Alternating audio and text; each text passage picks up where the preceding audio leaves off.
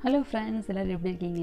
இன்னைக்கு ஏடி கிச்சன்ல செய்ய போற ஹெல்த்தியான ரெசிபி என்ன அப்படி பார்க்கிறதுக்கு முன்னாடி அதில் உள்ள குட்னஸ் அதுவே அதிகமாக எடுத்துட்டா என்ன சைடு எஃபெக்ட் வரும் அப்படிங்கிறதையும் இந்த வீடியோ பார்த்துடலாம். ஸோ இந்த வீடியோவை முழுசாக ஸ்கிப் பண்ணாமல் பாருங்கள். உங்களுக்கு இந்த வீடியோ பிடிச்சிருந்தா லைக் பண்ணுங்கள், மற்றவங்களுக்கு ஷேர் பண்ணுங்கள். நம்ம சேனலை சப்ஸ்கிரைப் பண்ணிவிட்டு பக்கத்தில் இருக்க பெல் ஐக்கனை கிளிக் பண்ணிட்டீங்கன்னா நம்ம போடுற எல்லா வீடியோஸும் உங்களுக்கு நோட்டிஃபிகேஷன் வந்து சேரும். நீங்கள் பார்த்து என்ஜாய் பண்ணலாம், நிறைய விஷயங்கள் தெரிஞ்சுக்கலாம். ஓகே ஃப்ரெண்ட்ஸ், இன்றைக்கி நான் கருப்பு உளுந்து யூஸ் பண்ணியிருக்கேன் இந்த ரெசிபிக்கு. ஸோ கருப்பு உளுந்துனாலே கூட கொஞ்சம் ஃபைபர் உங்களுக்கு கிடைக்கும். ஸோ எந்த பொருள்லாம் தோடு யூஸ் பண்ணுறோமோ கண்டிப்பாக நமக்கு ஃபைபர் கிடைக்கும். ஃபைபர் சாப்பிட்டோம் அப்படின்னா கண்டிப்பாக குளுக்கோஸ் லெவல் நம்ம பாடியில் ரெகுலேட் ஆகும். கான்ஸ்டிபேஷன் அதாவது மலச்சிக்கல் உண்டாகாது.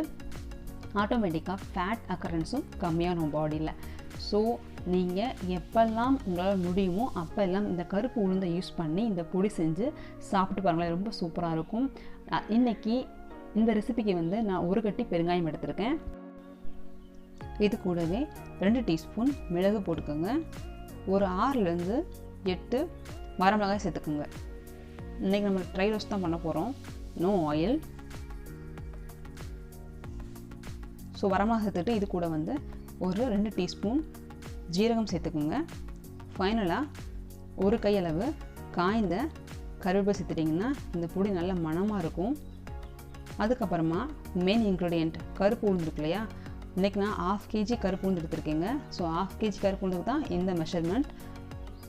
ஸோ உளுந்தையும் நல்லா ரோஸ்ட் பண்ணி எல்லாம் ஆறுனதுக்கப்புறம் கூட வந்து ஒரு 1.5 டீஸ்பூன் உப்பு சேர்த்து அரைச்சி வச்சுட்டிங்கன்னா இந்த பொடி ரெடி ஆயிரும்.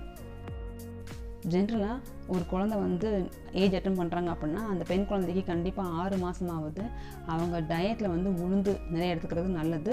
நிறைய மீன்ஸ் ஒரு நாளைக்கு மினிமம் ஒரு 2 டீஸ்பூன் இந்த மாதிரி பொடியும் இல்லை ஒரு உளுந்த புட்டு, உளுந்தங்களி, உளுந்த கஞ்சி இந்த மாதிரி எடுத்துக்கிறது ரொம்ப நல்லதுங்க. மிதமான தீயில் ஒரு 5 நிமிஷம் வந்து உளுந்தை வறுத்து எடுத்துக்கோங்க.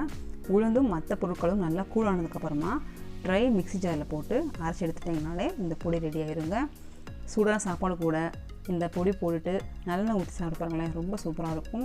இதுக்கு மட்டும் இல்லை, தோசை, இட்லி, சப்பாத்தி கூட நீங்கள் இந்த பொடியை யூஸ் பண்ணிக்கலாம்.